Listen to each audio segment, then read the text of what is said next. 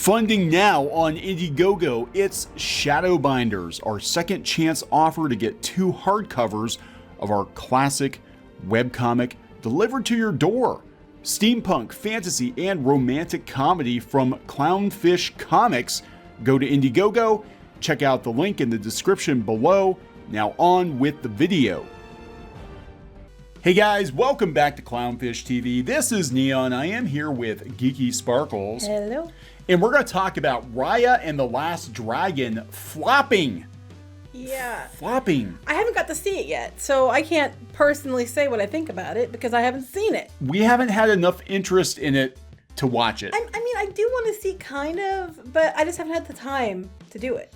Yeah, we've been pretty busy doing a lot of things, trying to get some stuff moving forward here with everything that we're doing. And this has not been a priority for us. Actually, we've been watching something else. We've been watching the Nintendo documentary. I was going to say it too. that is another video. We actually sat through all 5 hours of the Nintendo documentary, but we have no desire to watch Disney's latest movie. And apparently a lot of other people didn't either. Now, Cartoon Brew is covering it. Bounding in the Comics is covering it. Raya and the Last Dragon apparently flopped with only 8.6 million domestic, 39% lower than Tom and Jerry. That's bad. Now, you have to remember too that they let it be on streaming for Premier Access, and we are not going to be given those numbers. No, and we might talk a little bit about Disney's Investor Day after we talk about the disaster that's apparently Raya and the Last Dragon. Okay. So there we go. I wonder if her action figures are going to be on clearance next to the Rose Ticos. That would be ironic. I don't think the Rose Ticos are there anymore. Oh, I don't know. I'm sure they're somewhere. They just keep moving them from place to place. All right. So before we get into it, please subscribe for more pop culture news, views, and rants, guys. We're over 181,000 subs. Thank you for the support. Yeah. So I really didn't have a lot of interest in this. I feel bad because I really wanted to see Soul, and I still haven't made the time to see Soul yet. Yeah, we just don't have the time. Like, I wanted to see this, where you wanted to see Soul, I wanted to see this more, but it's a matter of time. Yeah, so this is coming from Cartoon Brew, so this isn't like, it's the alt-right Yahtzees trying to smear it. No, this is coming from Cartoon Brew, and the guy who runs Cartoon Brew is very, very left, as I understand it. This is just numbers, baby. That's what this is. Disney's Raya and the Last Dragon flops with 8.6 million domestic, 39% lower than Tom and Jerry.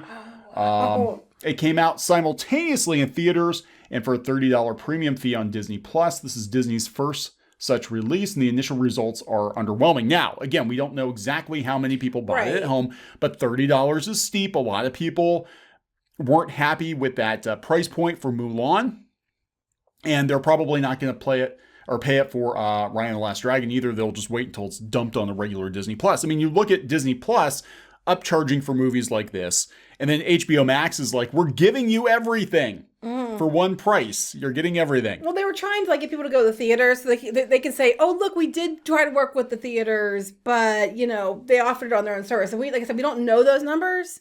Yeah. So that could be better. We don't know. I mean, if we're going to be fair, people might have just stayed home and paid the $30. That's true. So here we go. Raya debuted at the top of the still tiny domestic box office, taking an estimated 8.6 million from a little over 2,000 theaters. It opened with around 39% less than Tom and Jerry last week, which took in 14 million, even though Disney's release was better reviewed.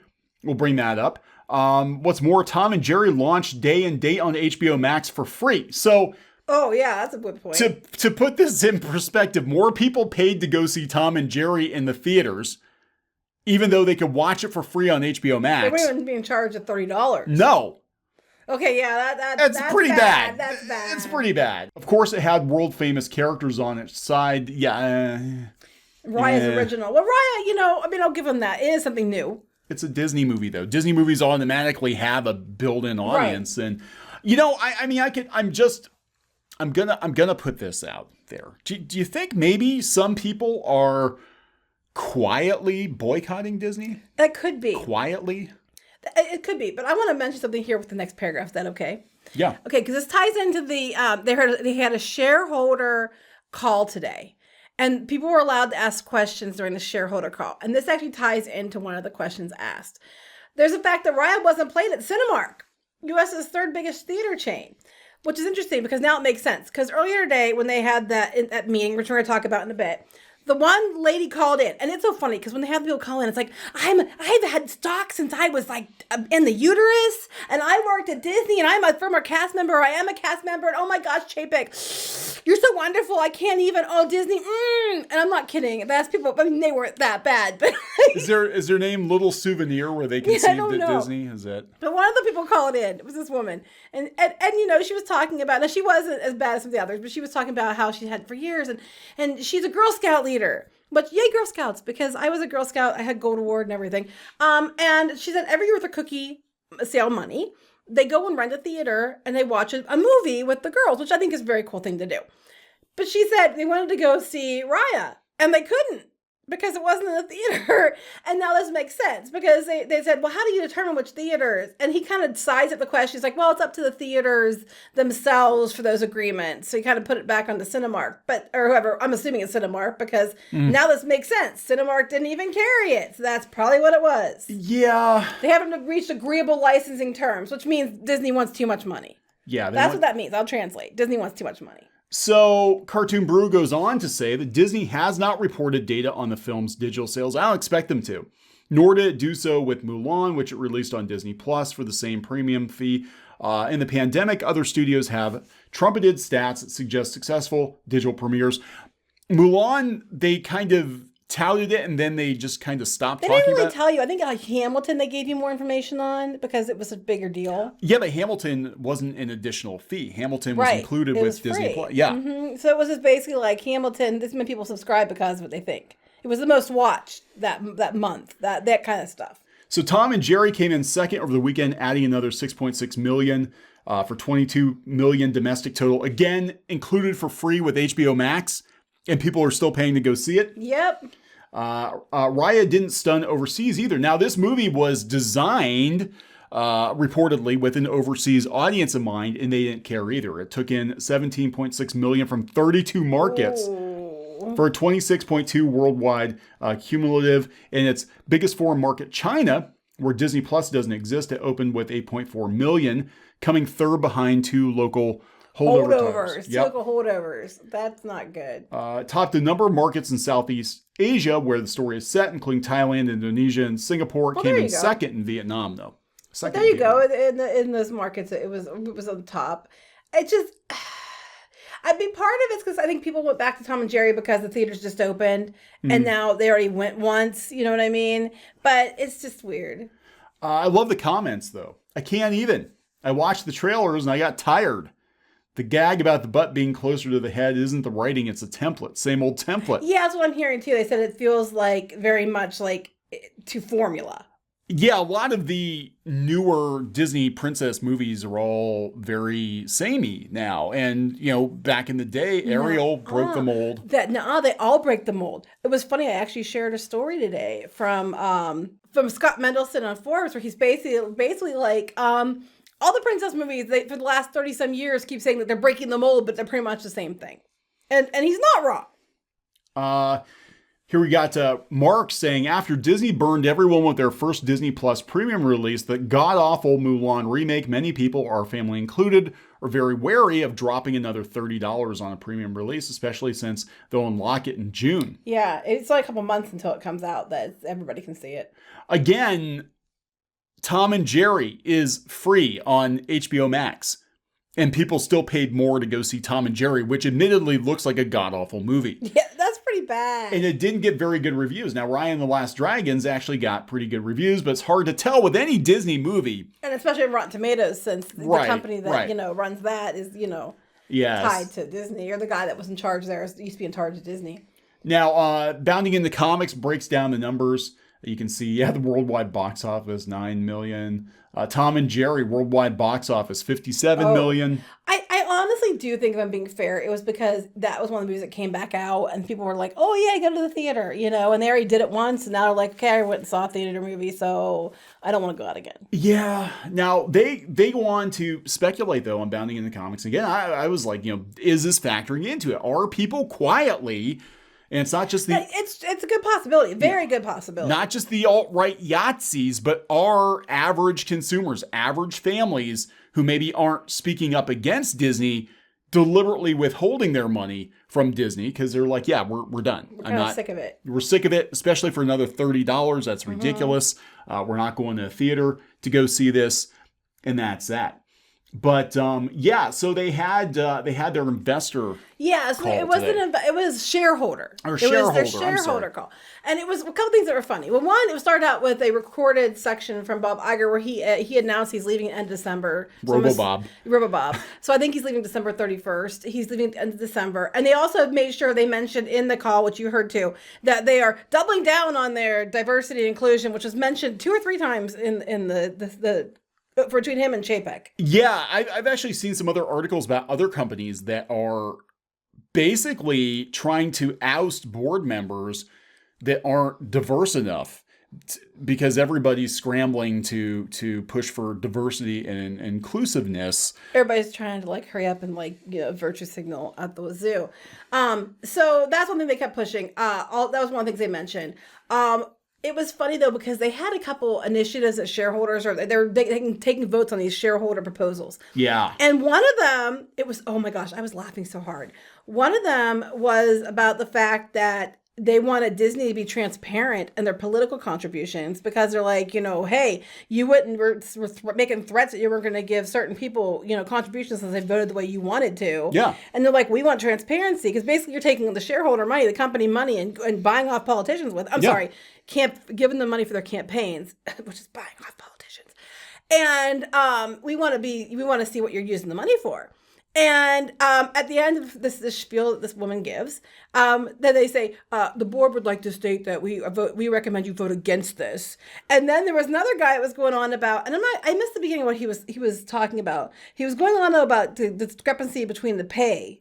Yeah, he was, if I recall, because I was taking the dog out at the time I was listening to it, but it sounded like he said that he wanted a board member, or at least a couple board members that were actual employees, to get in there and tell Disney what they could do better with their employees, because they keep hiring these executives that don't have they're out of touch. Yeah, they're out of touch. They don't have any experience in the trenches. They were talking about that. They said you have these executives making this much money. You have your investors getting all this money, and then you have the average person with the average income in the United States be 50-some thousand or something. Yeah. And they said that discrepancies there's a huge gap there, and you're making decisions based on where you're coming from, not understanding where other people are coming from.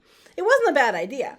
And of course, the board recommended that you vote no to that. So at the end, when they had the votes taken, ended up being on the first initiative, it was 30-some% agreed that they should be transparent, and 60-some% agreed it said that they shouldn't be. So of course they didn't. And on the other one, 6% agreed that they should do something like that so that they're a little more fair. And then a bunch of them voted to not do that. Of course not, because that begins their interest of making more damn money. Yeah. But it was hilarious. I was laughing when I said, but we recommend that you vote no. They were cornered. This is the same thing. I think it was funny. They had the nuns. Yeah, so it's only a once a year thing. Yeah, once a year they listen to people that buy their stock. Once a year. That was for these initiatives they were voting on. And then we also learned that Disneyland is probably opening at the end of April.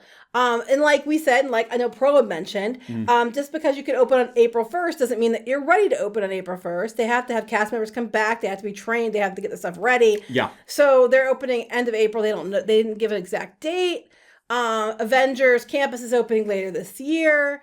And we had learned that Ratatouille is open in the Quai Paris, is opening on October 1st for the 50th anniversary, which I don't think anybody's surprised by that one at all. No. But it was but then after this they went into the section where people could ask questions, and that's where people were like, oh my god, it was like a pissing matcher who had stock longer. It was funny, like, I'm so and so and I've had stock for 20 years and I used to be a cast member, and I'm so and so and I've had stock for 15 years and I'm a current cast member. And, it was like a pissing match over who had more stock for how long. It was actually funny. I was sitting there like... God, I love Disney more than you. No. I know. It was funny. It's like, so it's all cast members asking questions. I've got a hidden Mickey on my genitals. I was born with it. I had a birthmark that looks like Mickey on my ass. I beat you all. God, I can't with these people anymore. But yeah, I just think it's funny. to see their own shareholders hold their feet to the fire and be like, what the hell are you doing? So once a year you get to watch this, and it's glorious. But yeah, but during the meeting, the reason I was going to the meeting was with this. During the meeting, he kept saying about the Raya and the Last Dragon. He's like, Chapek kept saying, wow, the critical reviews are fantastic, and all we're hearing is great things, and it's doing so well. And I'm sitting here like, no, it's not. I mean, the reviews aren't bad, but if you go by Rotten Tomatoes. Yeah. And I'm just like, but we don't know the numbers because you're not going to disclose those numbers, and what we're hearing theatrically, the numbers weren't great. Yeah. So, but he wouldn't address that. He just kept, because, we did really well on this, it's like they talk over it. Like, we did really well on one segment somewhere, so I can say we did really well, and I'm not lying, kind of thing. Yeah. But no one asked him specifically and directly about it either. But it was funny because he just kept talking around it. I think they give up on asking directly because you never get a straight story from Disney anyway. But, for Cartoon Brew to come out and be like, this is a flop, that really says something, because they're not, I don't think they're anti-Disney or anything. They cover the animation industry. They do seem to favor, lately, more independent studios. But they're going to call it like they see it. And yeah, it's a bomb. Mm-hmm. It's a flop. And we haven't seen it yet, so I don't know. I don't know what I've seen of it. I kind of wanted to see it, but then the more I saw of it, the more I was like, oh. We've seen this kind of It does. before. It seems very formula. And I'm just like, I'm so tired of the formula. And they have another dragon movie coming out from Skydance with John Lasseter. Luck, I think it's called Luck. Yeah. And it's Jane Fonda's a Luck dragon, which might actually be better than this one. So well, it's interesting. They're both dragons, both women, but Yeah. So we're going to wrap this up? Yes. Okay, so please subscribe for more pop culture news, views, and rants, guys. We'll talk to you later. Bye.